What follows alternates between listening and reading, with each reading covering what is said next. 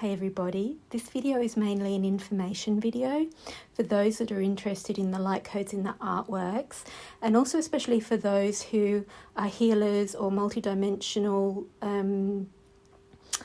channels or artists and creatives who would like to bring energies through themselves into their artworks, or who already do that in their own way into products and art. It's mostly for my website, but also to give you a little bit of a preview of what happens in one of the energy art groups that I run. So the energy art groups are on Patreon at the moment. Every month we have a workshop where we all come together. We bring in and hold space for the theme of the workshop, and all the guides come in, light language comes in, everybody can bring their own energy into it as well, and we hold the space, create the space, and then we bring the artworks through from there. In the actual workshops, I will talk through not only the artistic side of what we're doing, but also the energy side, the energetic listening. We will, as a group, look at intuitions and things and messages that are coming up between workshops around the theme of the painting, the magical experiences that people are having as they're channeling their creative flow and their inspiration and their intuition into their energetic paintings. And these paintings hold an energetic space, similar to the way a crystal does, where the receiver, when they're receiving from their heart and soul, can receive those energies just by having it up in their space.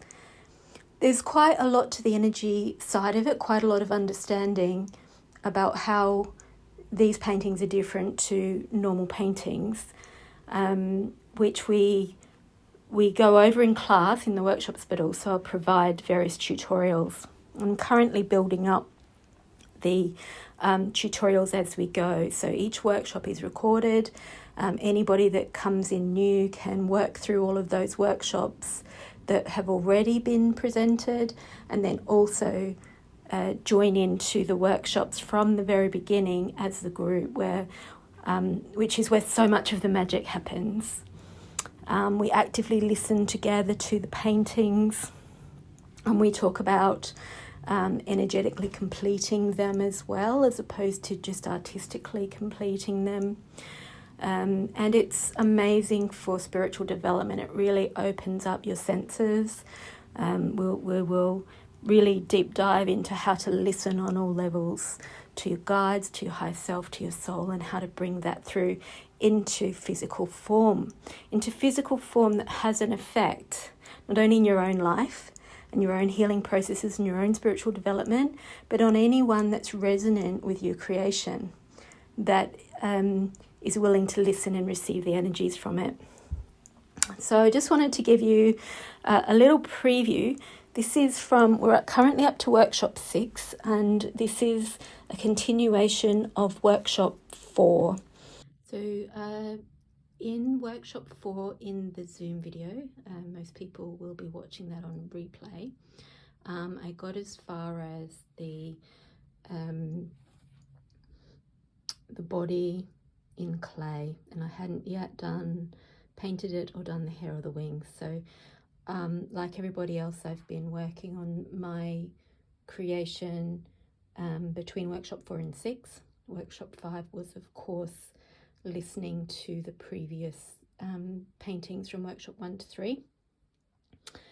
So what I've done is I have now painted up the body. This is the first layer. It's going to have more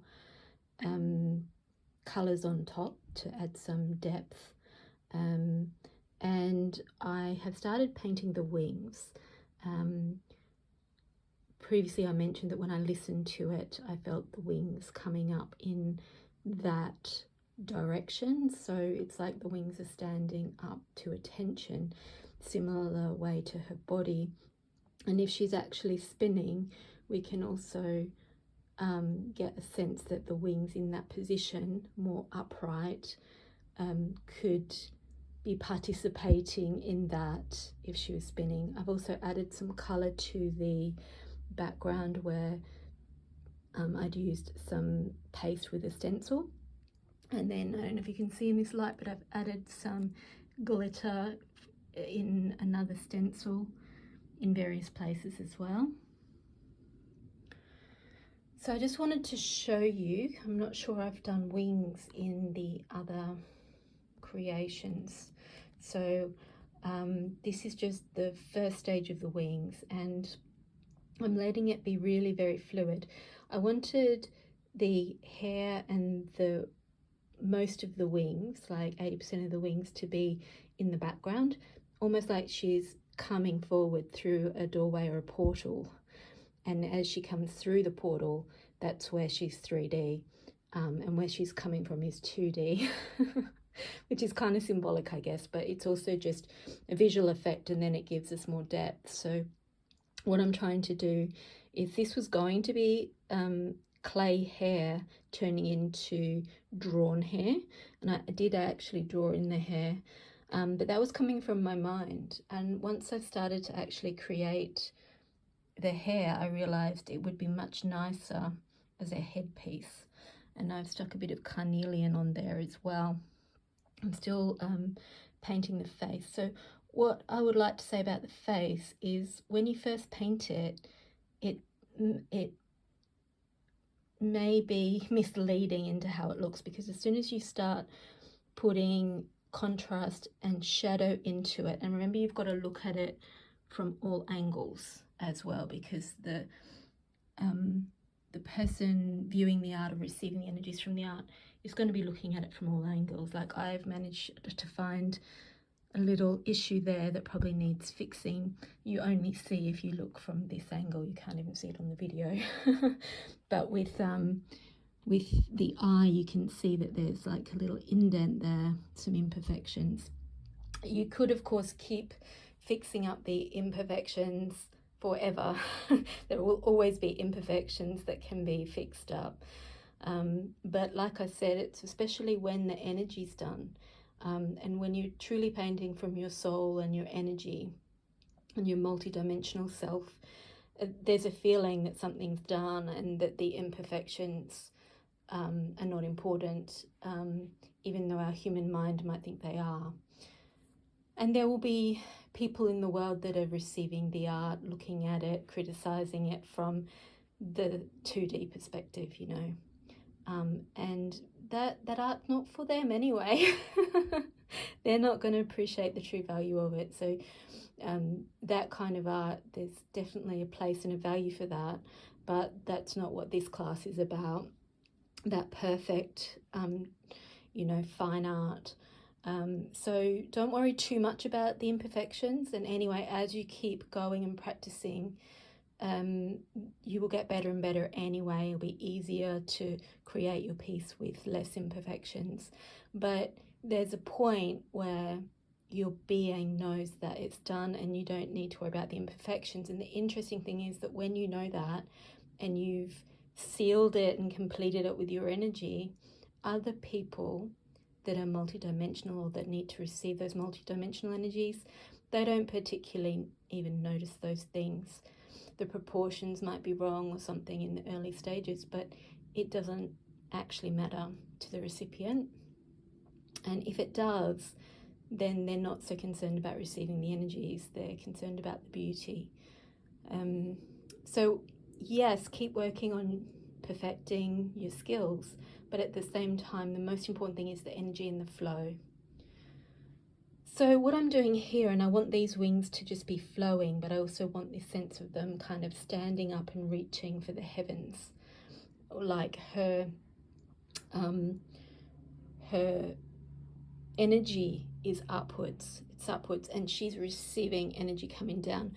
And I kind of have a feeling that these are all representing different light codes of energy that she's receiving and participating in, and even calling in perhaps, and perhaps even sharing around the autumn energies and the change of cycles. So with these wings, all I've done, I'm just laying the foundations, and then I will listen to them and see how they want to be. I'm just listening to the energy and that upward movement. So they're standing to attention, they're non-apologetic, they're claiming their space, they're in receptive mode.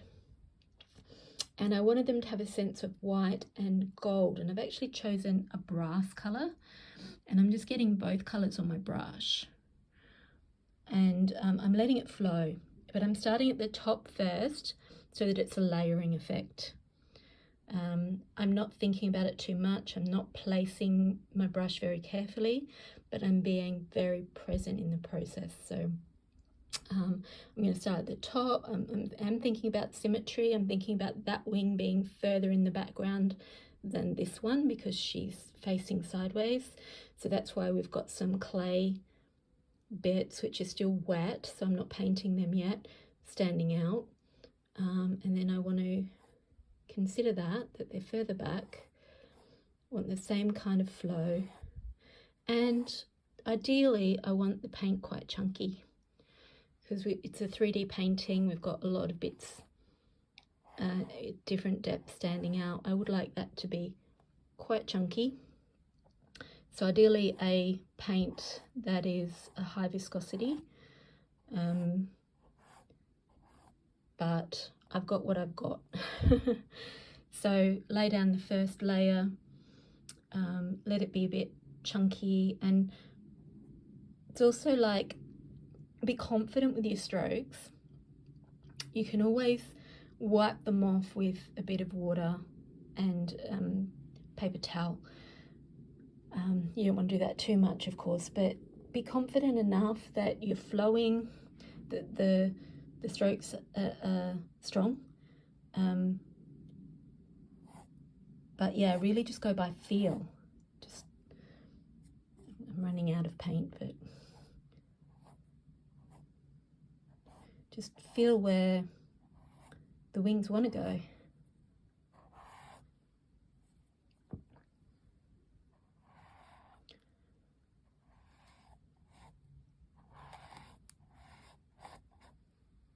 Okay, I'll carry on with that off camera. So I loaded my brush there with a bit more of the brass and white, and I feel quite happy to let that dry now. And then I will look at it and touch it up and maybe add some more thick layers and perhaps some silvers or some oranges or golds in there as well, and paint up the feathers. But what I wanted to say is maybe even just on a piece of paper, just have a practice of loading up your brush and creating your strokes until you feel happy that you have like a confident stroke. So just to give you a little idea also of how people that are joining the group have benefited or been affected by being part of the Energy Art Group. Workshop 3 was inspired by an angel attunement card from the Kyle Gray deck, Gateway deck. And that was about attuning to angelic frequencies and voice activation. And after the workshop where we all attuned to that frequency, pulled in the codes and worked from that space, one of the participants the next day started speaking light language. Her light language came through, and that was very much correlated with the voice activation from the workshop. People have really been finding exponential increases in the magic going on in their life, and been really surprised at their ability to create art when they're creating from that space when they've never created art before. So you do not need to have any art skills at all to do energy art. It's about the energy. You will learn the basic things that you need for art. But if you are an accomplished artist, you can use your modality, your type of art. So for example, we're creating mainly in acrylics with some 3D creations as well using clay. But if you're an oils painter, you can create with oils. So there's a lot of freedom and it's just a really great, fun exercise to be part of, as well as so good for your spirit.